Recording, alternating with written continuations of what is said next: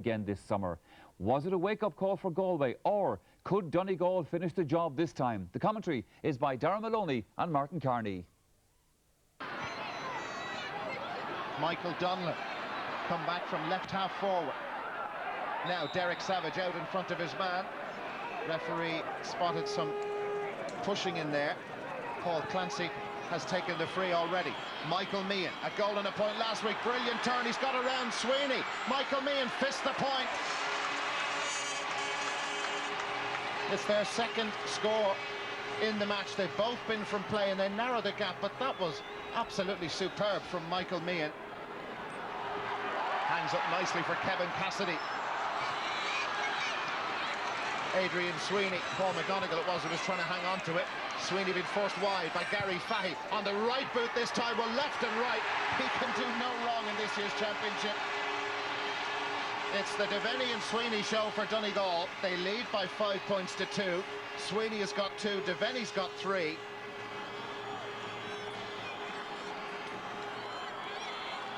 Here's Joe Bergen. Bergen didn't score in last week's match, neither did Michael Donlan. Donlan turning back inside. Well, he's changed all that in this quarter-final.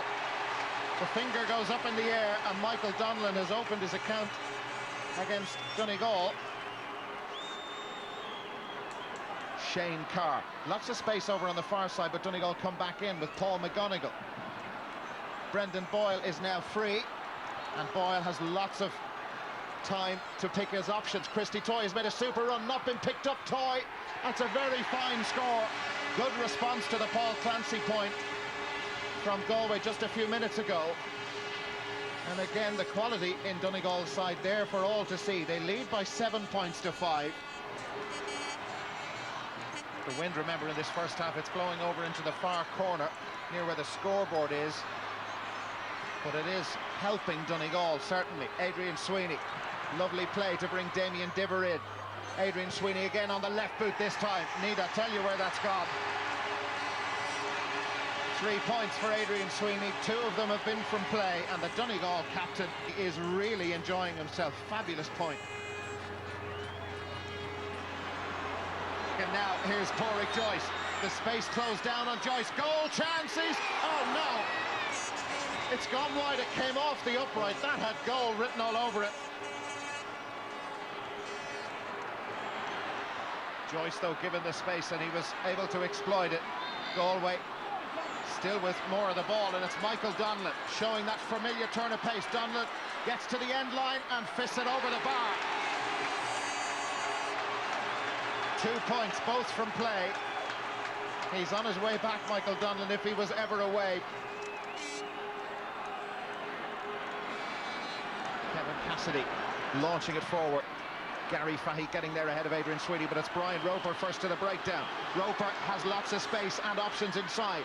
Stopped by Gary Fahy. Roper tries the shot. It's going to be won by the goalkeeper, or has it gone over? Yes, it's gone over for a point. But I thought Alan Kane would get to it. It was Christy Toy, one of the tallest players on the Donegal team, who was able to fist it over for his second point in the match. Now Brendan Devaney. Michael Comer couldn't get close enough. Devaney has options out here. Brendan Boyle, time to settle himself. This is an important moment in the game, and Donegal have got another point. Galway trying to use the wind, and they've got Michael Meehan free. Meehan has options inside, he may go himself. It's Pádraig Joyce, goal chance, runs straight into Blake, and that was a glorious opportunity for Pádraig Joyce and for Galway, and Donegal get out of jail again. Meehan setting it up once more. Yeah, great vision from Meehan that time. Again, good goalkeeping from Tony Blake. Didn't foul him, kept his arms out. Kevin Cassidy. Donegal just playing keep ball at the moment. Brian Roper wasn't happy to shoot, wants to get a bit closer. Brendan Devaney. John Gilday is to his right. Devaney only has eyes for those posts. He's put it over. Another great point. And Donegal certainly are up to the challenge at the moment. 5 points for Brendan Devaney. That could be the most important of all. It's a 7-point game in Castlebar. Paul Clancy. Kieran Fitzgerald is up beside him. Look at the corner back. Fitzgerald taking the challenge to Donegal. Paul Clancy. Clancy lifts it forward towards Michael Meehan. He's got away from Sweeney. They badly need a goal. Tony Blake with a super save. Michael Meehan only had one thought in his mind. Look at Tony Blake again out off the line very quickly. Was able to narrow the angle. Paul Clancy goes high towards Jar Fallon. Pádraig Joyce is there. Will this be the moment for Galway? Joyce. McCready goes to ground. Joyce takes his point. His second, and the quality is still there from Galway. And the lead now down to 5. Here come Galway though. Kieran Fitzgerald dispossessed by Barry Monaghan. Galway have the ball again. Pádraig Joyce goes high and long. The break comes to Jar Fallon. Fallon being held up by McCready, and it's Blake again, but a chance. Goal! Stopped on the line. It was Shane Carr who was there to deny Matthew Clancy. That's fabulous spirit, fabulous support altogether, because Tony Blake should have held on to that. But again, Shane Carr came like a ghost out of nowhere. Kieran Fitzgerald, this has to be it. There were 3 minutes of time to be added on. That is very nearly up. Kevin Walsh into Michael Donlan. Galway, this is their last attack. This is it. Jar Fallon has sent it way wide, and the ball has almost gone out of the ground. There's the whistle, and Donegal have beaten Galway in the quarter-final replay.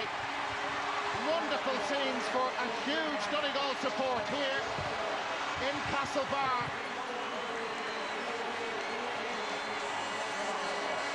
I'm very proud of my players.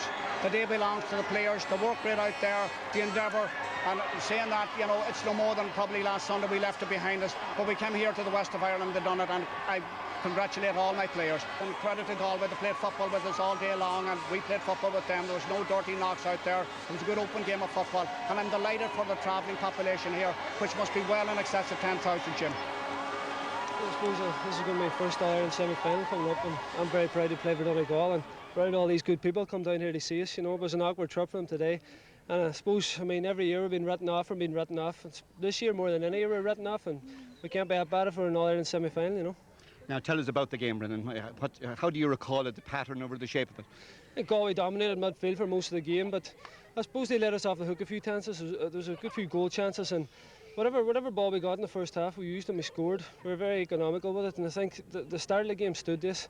We came on at half time, we were a couple of points up, so they were always chasing the game, and when we had our spell in the second half, we pulled away. And even though we made it a bit scary at the end, I mean, that's Donegal, it's never easy. It's very disappointing, Jim. You know, we have won a lot of games. We have lost some games. It's not easy losing. Everybody is sharing the grief, I suppose, in the dressing room. We know what it has been like to win. A lot of these lads in there, all of them at various levels, whether it's underage or senior level, have been fantastic servants of Galway football. And I'm sorry that we just couldn't have won today, in the sense of, I would have felt that a lot of we have no problem being criticised for playing poorly, but we have a problem with personal assassination of some players, which went on this week. But so be it. We have always, I felt, Galway have always won with dignity, and we'll lose with dignity. I felt Donegal didn't get enough credit last week for their football in Croke Park, and I hope at this stage is they get a lot of credit for the fine football they played out there today. We were beaten by a better team on the day, and we shake their hand as we did immediately after the final whistle. Now, some players in your panel, you have to lift them again for a match in 3 days' time. Yeah, I mean, we're being forced now to play the under-21 final on Wednesday evening, and we feel that's very unfair. But as always, we'll play when we're told to play, where we're told to play, and I can assure everybody that we'll be in Tuam on Wednesday evening, and we'll give it our best shot. No doubt they will. Well, Donegal were hanging on at the end today, but hang on they did. The better team over the 2 games, in fairness. The semi-final meeting with Armagh, then their award for this afternoon's efforts this evening. Well, Colin O'Rourke has joined me here in studio. Colin, I suppose this is Donegal's best run in the championship since they won the All-Ireland in 1992.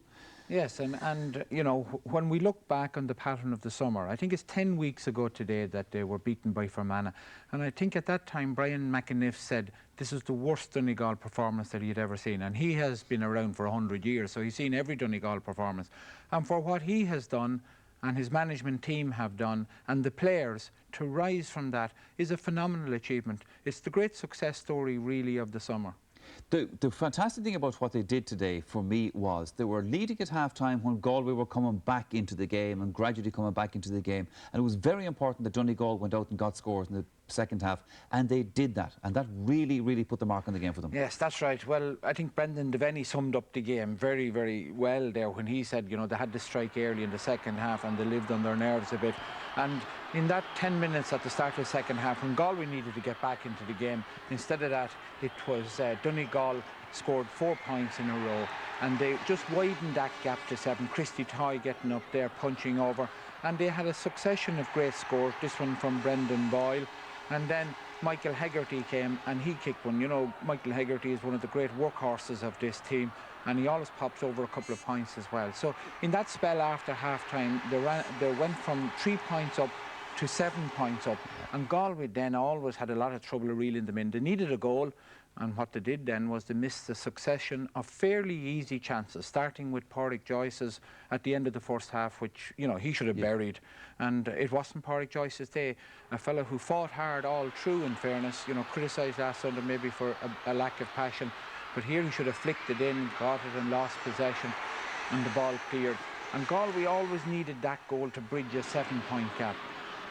Beautiful pass in there from Pádraig Clancy to Michael Meehan inside, and Tony Blake again had a great game today, stopped a couple of chances.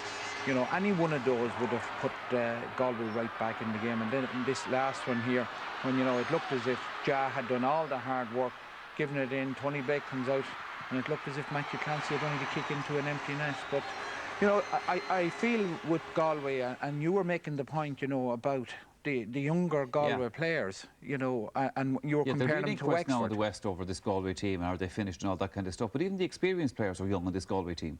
Yes, and the comparison there between the Wexford hurlers like Larry O'Gorman and Larry Murphy. But, you know, at this level of football, the internal dynamics in a team is everything. And you probably ploughed with a pair of horses back in the old days, you know, but, you know, if you I watched them ploughing. But, you know, if the two of them don't work together, you know, you're in trouble. And I think that in the Galway team, it's just not right. It seems very difficult to re-motivate a lot of those players who've been very successful. And I think it's fairly clear that, you know, the likes of John O'Mahony doesn't get on that well with, say, Michael Donlan. They're not bosom pals or anything like that. Now, they don't have to be.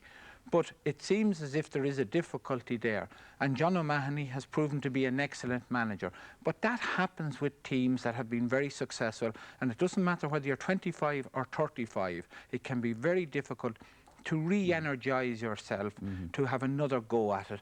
And that's the difficulty, I think, there with Galway at the moment. OK, Colin Rourke, thank you very much for that. Now we come to our man of the match selection from that game in Castlebar. And the choice was Donegal's Brian Roper. Well, again, many heroes for Donegal and Castlebar, but Roper made a crucial contribution all through.